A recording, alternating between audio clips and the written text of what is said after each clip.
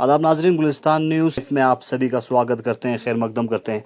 आप सब जानते हैं कोरोना वायरस की महामारी के चलते जिस तरह से देश भर में लॉकडाउन हुआ, इसके बाद से लद्दाख के जितने भी लोग बाहर फंसे थे, चाहे हम स्टूडेंट्स की बात करें, स्ट्रैंडेड पैसेंजर्स की बात करें, उनकी इवैक्यूएशन का प्रोसेस शुरू हुआ था। और इसके बाद से लद्दाख के अंदर यूटी एडमिनिस्ट्रेशन के साथ साथ दोनों ज़िले के एडमिनिस्ट्रेशन और जो हिल काउंसिल से उनका बहुत बड़ा रोल देखने को मिला था।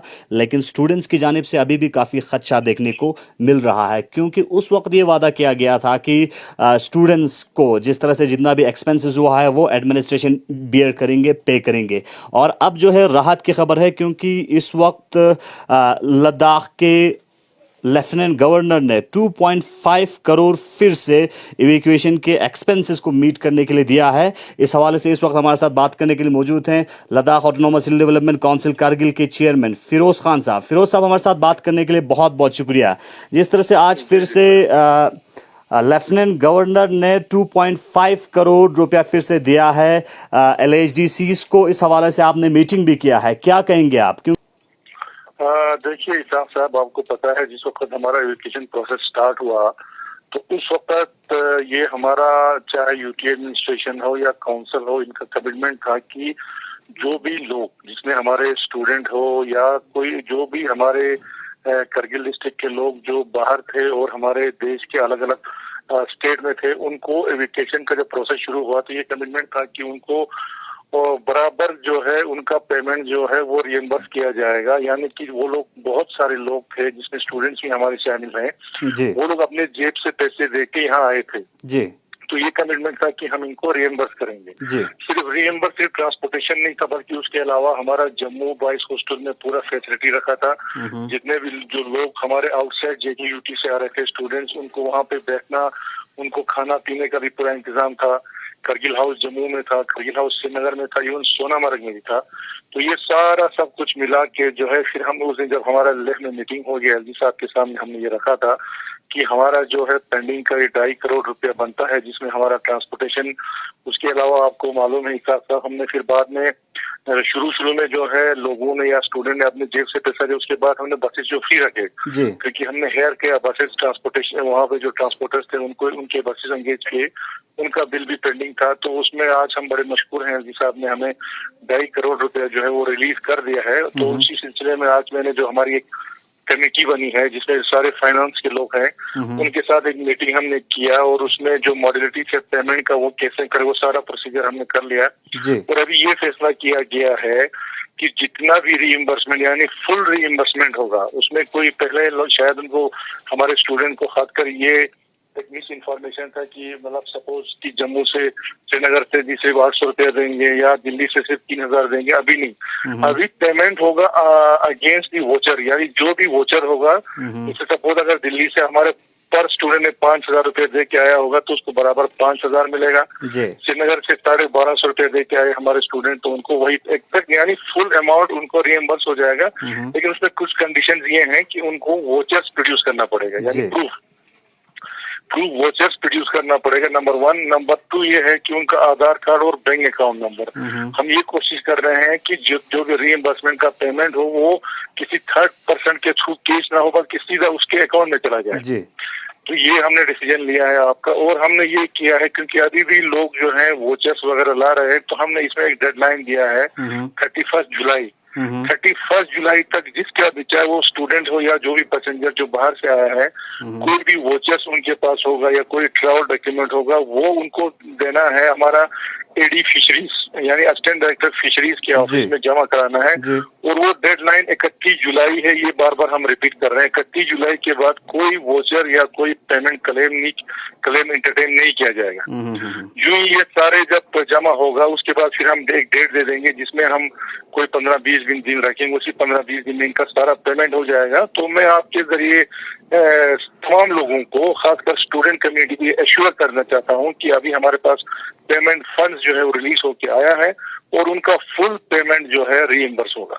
जी, साथ ही साथ एक और अहम चीज़ मैं आपसे ये जानना चाहूँगा, चूँकि इस वक्त लद्दाख के पब्लिक रिप्रेजेंटेटिव लद्दाख ऑटोनोमस हिल डेवलपमेंट काउंसिल से लेह और करगिल दोनों में, तो इस हवाले से मैं आपसे ये जानना चाहूँगा, पिछले कई दिनों से लद्दाख के कारगिल ज़िले में स्टूडेंट्स लगातार गुहार लगा रहे हैं कि जिस तरह से DSSRB के रिजल्ट्स के हवाले से स्टूडेंट्स अपील कर रहे हैं कि रिजल्ट डिक्लेयर किया जाए। तो इस हवाले से मैं आपसे जानना चाहूँगा, आपकी तरफ से किस तरह की कोशिशें की है ताकि जो अनएम्प्लॉयड यूथ से उनके लिए आने वाले वक्त में एक राह निकल सके।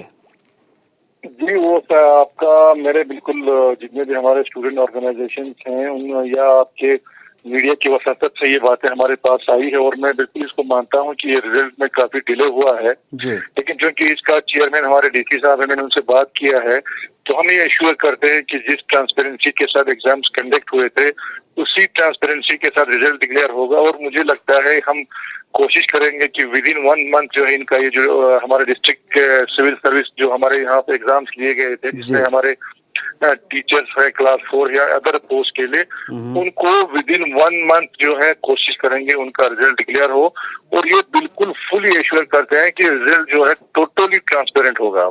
जी, और साथ ही साथ जो स्टूडेंट्स इस वक्त चूँकि लद्दाख के अंदर रिक्रूटमेंट पॉलिसी, और अगर हम रिक्रूटमेंट बोर्ड की बात करें गवर्नमेंट की तरफ से, जम्मू कश्मीर की तरफ पे JKPSC यहाँ पे नहीं है, SSB नहीं है, उस वजह से भी स्टूडेंट्स को काफ़ी खर्चा देखने को मिल रहा है। हालांकि जम्मू कश्मीर बैंक के जिस तरह से PO के पोस्टेस निकले, वहाँ पे लद्दाख के स्टूडेंट्स एलिजिबल नहीं थे। तो ये सारे खर्चा स्टूडेंट्स की है। लगातार अभी पहले उन्होंने प्रेस कॉन्फ्रेंस किया लद्दाख के जो कारगिल के स्टूडेंट यूनियन से रिप्रेजेंटेटिव्स ने, और अब जो है लोगों को अवेयर कर रहे हैं पैम्पलेट्स के जरिए और डिजिटली भी अपना प्रोटेस्ट दर्ज कर रहे हैं। तो इन चीज़ों को लेके आप क्या कहना चाहेंगे, क्योंकि आपके ऊपर बड़ी उम्मीदें हैं स्टूडेंट्स को। जी जी नहीं, इसमें ऐसा है, आपका जो पॉइंट या अभी जो स्टूडेंट ऑर्गेनाइजेशन हमारा रेज कर रहे हैं वो बिल्कुल जेन्युइन पॉइंट्स हैं।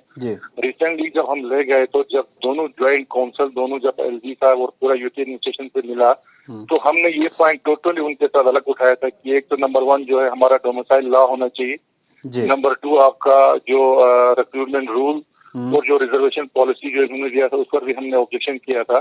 तो हमने उनसे LG साहब से यही रिक्वेस्ट किया है कि जब तक डोमिसाइल लॉ नहीं आएगा तब तक कोई रिक्रूटमेंट नहीं होना चाहिए लद्दाख यूटी में। इसलिए हमने उनसे बार बार ये कहा है कि जिस तरह से JKUT ने ऑलरेडी डोमिसाइल लॉ लाया है, उसी तरह फर्स्ट प्रेफरेंस होना चाहिए किसी भी सूरत में डोमिसाइल लॉ हमारे यहाँ पे लागू हो जाए, ताकि जिससे हमारे जो जॉब से वो सिक्योर हो जाए। तो ये हमने उनसे कहा है, तो उन्होंने कहा कि ये बिल्कुल अंडर एक्टिव कंसिडरेशन है, बन रहा है मिनिस्ट्री ऑफ होम अफेयर्स में। तो हमें लगता है कि ये बाय द मंथ ऑफ अगस्त तक ये आ जाएगा। लेकिन तब तक हमने इनसे रिक्वेस्ट किया है कि ये जो है बिल्कुल आपका जब तक डोमिसाइल लॉ नहीं आएगा तब तक कोई रिक्रूटमेंट ये नहीं होना चाहिए, रिक्रूटमेंट प्रोसेस शुरू नहीं होना चाहिए, नंबर 1। नंबर दूसरा आपका जैसे आपने JK बैंक की बात उठाई, ये हमने पहले भी लिखा है, अभी भी हम बार बार बोल रहे हैं, और JK बैंक के चेयरमैन वगैरह से भी हमारी बात हुई है, यूटी एडमिनिस्ट्रेशन ने भी लिखा है। हमने ये कहा है कि अभी तक क्योंकि JK बैंक जो है अभी तक डिवीजन ऑफ एसेट्स बिल्कुल नहीं हुआ है, तो JK बैंक जितना JKUT का है उतना लद्दाख यूटी का भी बराबर हिस्सा है। और हम अभी फिलहाल हम आज के डेट में ये मान के चल रहे हैं कि JK बैंक का जो है यूटी JK और यूटी लद्दाख जो दोनों को पार्टनर है अभी तक, यानी आई मीन को ऑनर है इसके, क्योंकि डिवीजन तकसीम इसका अभी जो ऐसे तकसीम नहीं हुआ, तो ये बिल्कुल टोटली आपका इलीगल होगा कि अगर हमारे बच्चों को एग्जाम में बैठने नहीं देंगे। हमने उनसे कहा है कि हम अलग से रिजर्वेशन नहीं मांग रहे, बल्कि हम सिर्फ ये बोल रहे हैं कि हमारे बच्चों को एग्जाम में बैठने दिया जाए। अब उन्होंने एक आपने नोटिस में देखा होगा, वहाँ उन्होंने एक पॉइंट ये रखा है कि लद्दाख यूटी के लिए अलग से सेपरेट एक नोटिफिकेशन निकाला जाएगा।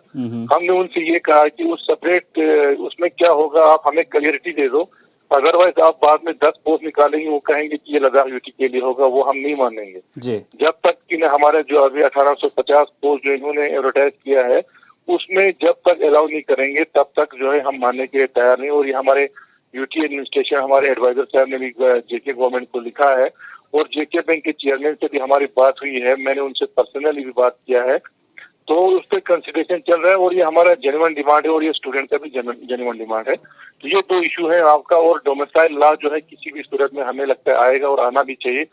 तब जब तक वो नहीं आएगा तब तक आपका रिक्रूटमेंट रूल, तब तक आपका ये जो रिजर्वेशन पॉलिसीज, ये सब आपका बेसूस होगा, इसका ये पैमाने होगा जब तक डोमिसाइल लॉ नहीं आएगा। जी, फिरोज खान साहब बहुत बहुत शुक्रिया। जिस तरह से फिरोज खान ने बहुत बड़ी बात कही कि जब उन्होंने लेह में विजिट किया था और वहाँ पे ये बात सामने आया कि अब जो है सेंटर की जानिब से डोमिसाइल लॉ के ऊपर काम कर रहे हैं और माना यह जा सकता है कि बहुत जल्द लद्दाख के अंदर डोमिसाइल लॉ आया। जिस तरह से आज हमने लेह के बीजेपी के प्रेसिडेंट से बात की थी, उनका भी यही कहना था कि बहुत जल्द लद्दाख में डोमिसाइल लॉ आएगा और अब फिरोज खान साहब भी यही कह रहे हैं कि अब अगस्त के एंड तक जो है डोमिसाइल लॉ आ सकते हैं। और साथ ही साथ स्टूडेंट्स को ये एश्योरेंस दे रहे हैं कि जिस तरह से डिस्ट्रिक्ट लेवल पे डिस्ट्रिक्ट कैडर के पोस्ट के हवाले से डीएसएसआरबी की तरफ से एग्जाम कंडक्ट किया था, उनके रिजल्ट्स भी बहुत जल्द आने की इम्कान है। सीसी साहब एश्योरेंस दे रहे हैं कि 1 महीने के अंदर रिजल्ट आएंगे और रिजल्ट जिस ट्रांसपेरेंसी के साथ जो एग्जाम कंडक्ट हुआ था उसी तरह पे रिजल्ट भी आ जाएंगे। फिरोज साहब बहुत बहुत शुक्रिया। थैंक यू जी, बहुत बहुत शुक्रिया। हमारे साथ बात कर रहे थे Firoz Khan, chief executive councillor Ladakh autonomous hill development council Kargil. बने रहिए गुलिस्तान न्यूज़ के साथ। मोहम्मद इसाक।